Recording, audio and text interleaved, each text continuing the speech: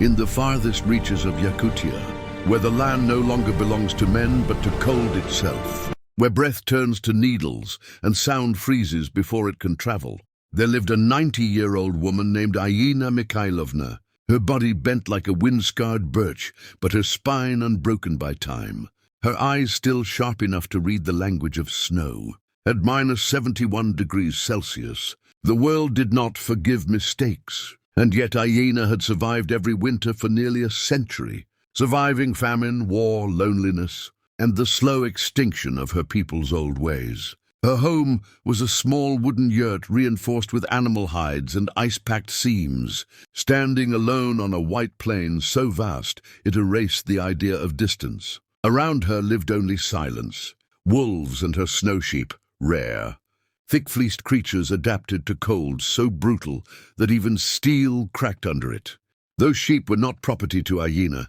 They were legacy, memory, and survival itself. The last living thread tying her to her parents, her grandparents, and a time when humans listened to the land instead of trying to conquer it. On the morning the wolves came, the sky was pale blue like a dying flame, the sun weak and distant. And the wind carried a smell Aina recognized instantly, a metallic, hungry scent that crept low across the ice. She stood outside with her staff, wrapped in reindeer skins, counting her sheep as she did every dawn, her breath fogging the air like smoke from an extinguished fire. That was when the silence broke, not with sound but with pressure, a tightening of the world itself, as if the tundra was holding its breath. Aina felt it in her bones before she saw it. Movement on the horizon. Dark shapes bleeding into white, multiplying unnaturally fast. Wolves, not a pack. Not two, but a living tide. Eyes glinting like shards of frozen moonlight. She had seen wolves before, Yakutia, who bred them strong and merciless, but never like this. Hunger had driven them mad. The winter had been longer, colder, crueler than any before. Prey had vanished. And now the wolves had found her sheep. 1,000 bodies moved as one, spreading wide, surrounding the grazing area with terrifying precision.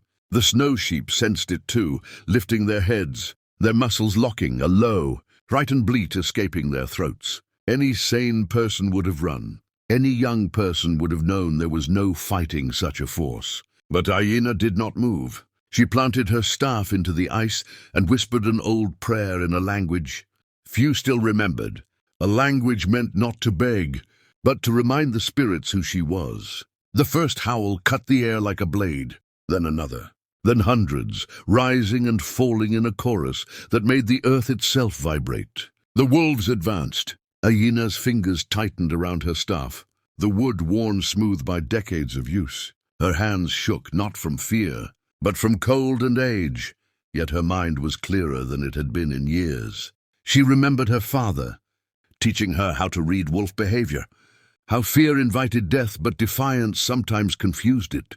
She remembered her mother standing alone between a bear and their food stores, refusing to yield. The wolves were close now, close enough that she could see frost clinging to their fur, ribs pressing against skin, eyes hollow with starvation. This was not evil. This was nature unchained. Aina stepped forward. The wind screamed.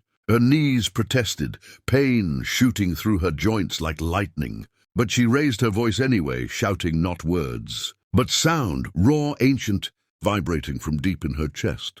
The wolves hesitated. For a fraction of a second the world paused. Then one wolf lunged. Aina swung her staff with all the strength left in her frail body, striking the ice inches from the wolf's head, sending up a spray of frozen shards. The sound echoed, sharp and violent. The wolf recoiled, confused. The sheep huddled tighter behind her. More wolves circled, testing, probing. Their movements coordinated, intelligent. They knew she was weak. They knew time favored them. Frost crept across Aina's eyelashes, freezing them together. But she did not blink. She moved constantly, slowly, forcing her body to obey her will, positioning herself between the wolves and the sheep, becoming a living barrier. Her breath burned her lungs, each inhale a razor, each exhale a cloud of pain. Minutes stretched into eternity. The wolves lunged again, this time in pairs, snapping, feinting, their teeth clicking inches from her legs. One caught her sleeve, tearing fur and skin. Blood hit the snow, instantly darkening, instantly freezing. The smell drove the wolves into a frenzy. Howls erupted again, closer, louder.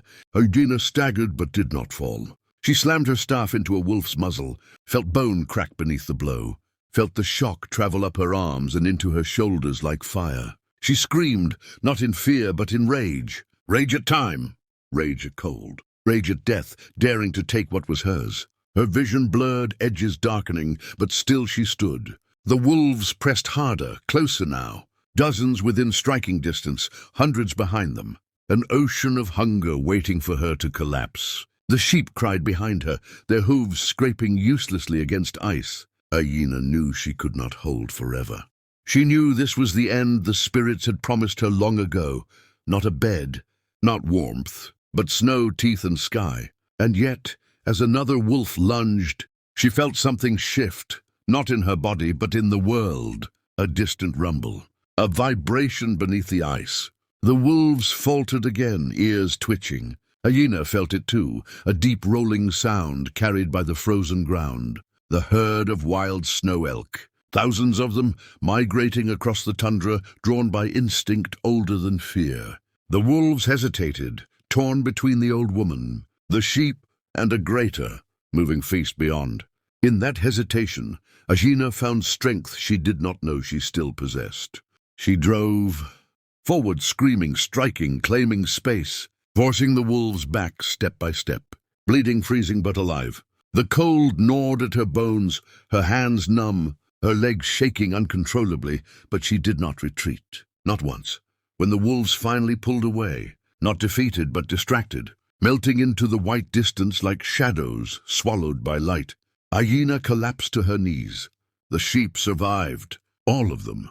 The tundra fell silent again, as if nothing had happened.